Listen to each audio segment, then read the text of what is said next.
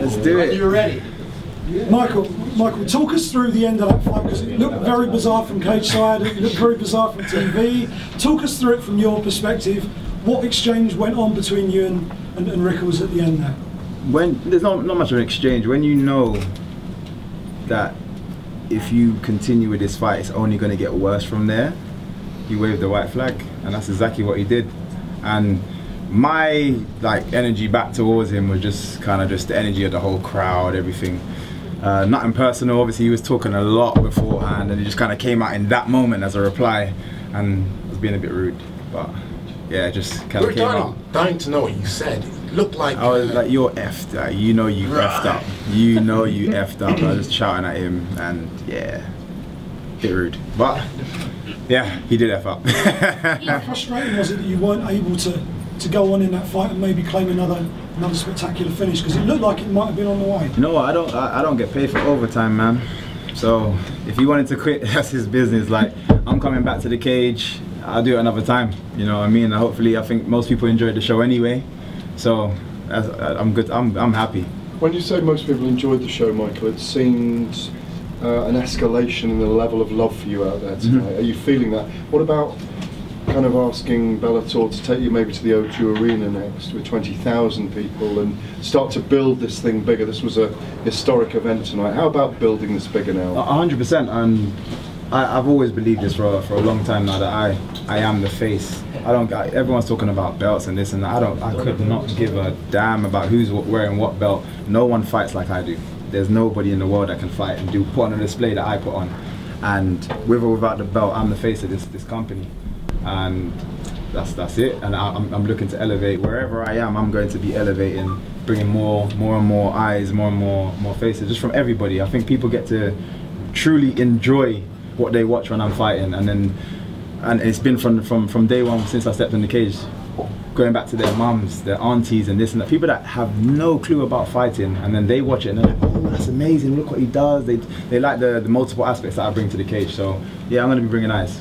Michael, curious, was David complaining of an eye poke? Because we couldn't decipher really what he's complaining about. Not at all. Second I hit him, clean, his eye just exploded open. And you'll probably hear about the amount of stitches that he's going to have. And like I said, he immediately knew it was only going to get worse from there. And he just like, I'm out, there's no point. He was waving himself out. And were you surprised that he waved himself out? Because hell no, you get in the cage with me. You wave yourself off too.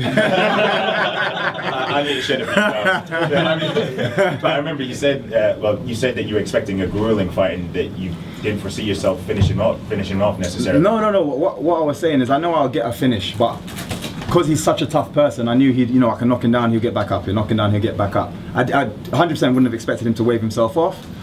But I knew because of his pressure style, he's going to run into something big. Once I have his timing, and even when I dropped him the first time, I knew I didn't need to crowd him and jump all over him. I let him get back up. And the reason I let him get back up is because by that point, I already had his timing. We could have gone another 12 rounds. He never laid a hand on me. He couldn't even get a leg kick in. Like, I had his timing. And I said this, I can't remember who I was speaking to, and I was, and some of you, one of your reporters in here, and I said sometimes I get people's timing in like 10 seconds, 30 seconds, and sometimes it takes me a whole round or 2 rounds before I actually get somebody's timing. And yeah, that's what it is. And, you know what, there was points during the fight where you spoke about timing. He actually was closing off the cage quite well. But no matter how close he was to you, he couldn't pull the trigger.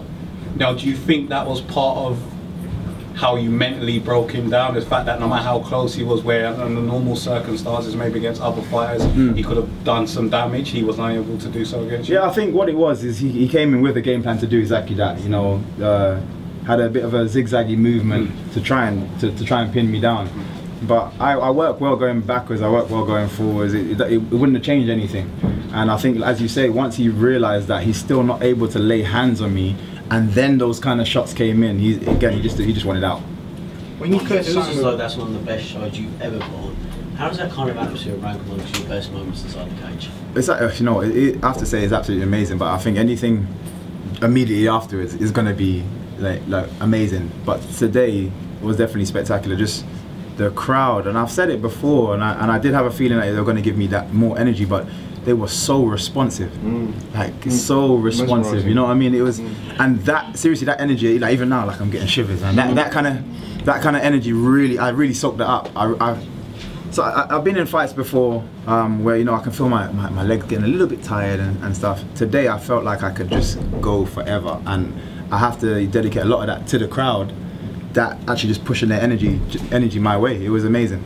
You've spoken before about the kind of level of support that you get, especially kind of from mainstream figures, if you like. Obviously you had a conversation with 50 Cent prior to the fight. Have you spoken to him, and if so, what was said? Yeah, no, I've spoken to him. It's just general chit chat. You know, we're very new to each other, so it's just general chit chat.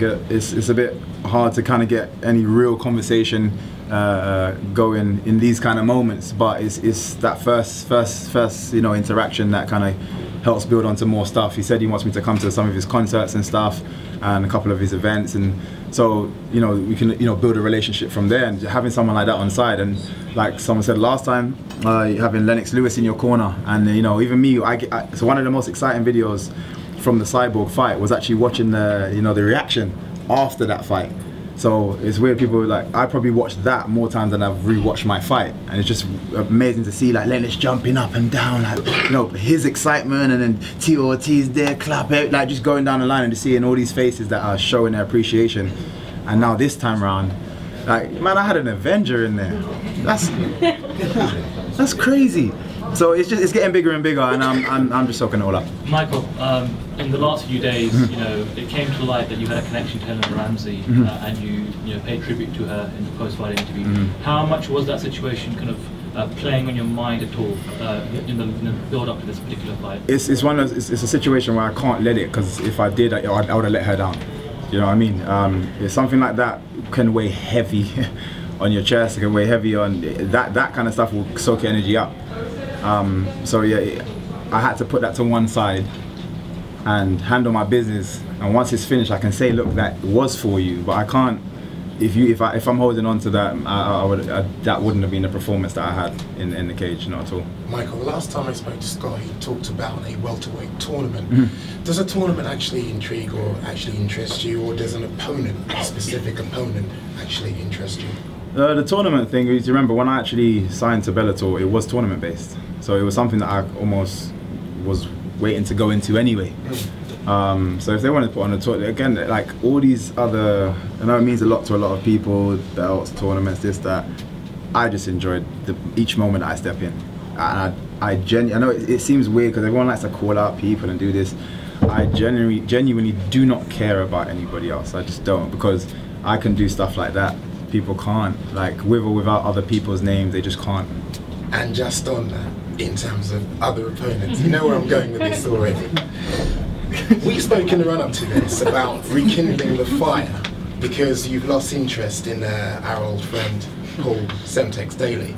Who's that? Who's that? Well, you call him you affectionately refer to him as Paula. No, the full name, please. Come on. Come on. I'm not answering your question. I'm not answering your question. Give me your full name, please. Well, you refer to him as Paula Tampax. There you go. That's what you do. That felt good, you know. But getting back to the question, did you actually clap eyes on him, and did that rekindle the fire? No. To be fair, I didn't notice him. Again, I'm just out there handling business. But I heard, you know, a few people tell me, like he almost had hearts in his eyes. Like he was there, like, oh my god, like, he was mesmerized. You know what I mean? You don't want none of me, man. Come on.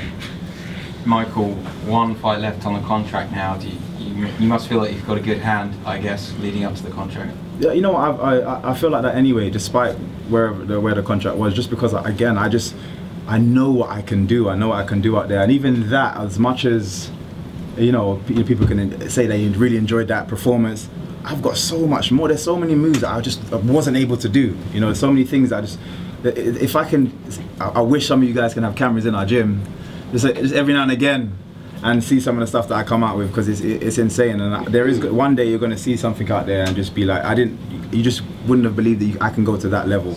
That is nothing to, cause that's 40% of what I can actually put out there, and I'm being genuine. Michael, you're obviously very confident in your abilities, and you say no one can do what you can do. Is there any fighter on the roster in your division that can trouble you? Is there a star that can trouble you? There's many people that can trouble me, because styles make fights. There's many people that can trouble me, but when I say do what I can do, I mean do what I can do. There's nobody that can do that. Like, I give me any name, throw any name out there, there is no one that can do that in the cage. But in terms of troubling me as a style, yeah, I get my ass whooped in the gym. But I do that day in, day out. I want to bleed in there, so you'll never see me bleed out here. One or two more guests. What about Rory McDonald next? Can you call him out? I'm on the same contract, so when that changes, then I might call him out. Just last bit, celebration, right? When did you finally decide that that was going to be it? I've had it for a while. I had it for a little while. I'm a massive fan, a Marvel fan. I don't know if most people would know. Some of you, I don't know if anybody saw my Instagram post just before I walked out. I don't think anybody saw it. See, you guys are slacking, man. We're working. You guys are slacking. You saw it? I saw it. Okay. I asked the question last time as well. I put it in your head. But it's again, it's all these little Marvel things that I was putting in, like dropping little hints that no one picked up. But yeah, dropping little hints, and yeah, walked out to the fight and just delivered it. Obviously, I said it's going to be a mixture. It's very difficult nowadays, man. So many things pop and you know, blowing up the internet, and then the next day something else drops. The next day, so you have to be a bit more a bit tactical. But Marvel is big. I think everyone's getting into Marvel now. So and I was a geek from when I was at a young age, reading magazines and all that. So I've been a Marvel fan for a long time. So that's always a route that I'd always take. But yeah, I had it for a while. Another amazing night for London shoot fight as well. Oh man, 3-0. It's like, in the last couple of years, there's definitely been a resurgence, and you might be humble about it, but you've definitely been the face of that gym. But now to see other guys come up and get big contracts with Bellator, and, you know, get on big shows like this, what does it mean to you and the guys? Oh, it's absolutely amazing. Like, I genuinely cannot do anything without these guys. Both my coaches are scientists, so I'm saying they're mad scientists as well. The reason my style actually works in the cage is because he understands the dangers that my style will leave me in. So he knows how to, you know, tweak those things. And like I said, he's a scientist. He's the kind of person that will be angry at you for your foot being 2 inches to the left instead of 2 inches to the right. But it kind of, he puts that in us. He makes us more of a perfectionist when we go out there, and he pushes us extremely hard, extremely hard. And like, just to see the guys coming through now. Norbit, young Norbit coming through, Shipman, the guy, he tried to take my, you know, my time. I still beat him, still good. I got 9 seconds. But yeah, he came out there, smashed it, and then Amir as well. He looked comfortable, dropped the guy, got the rear naked choke, and he's just a jiu-jitsu beast. And there's going to be more. There's some of you guys ain't seen the rest of our guys in the gym, and there's some up and coming beasts, and soon we're going to have a whole card of just shoot fighters. Awesome. Thank you guys. Thank you, Mike.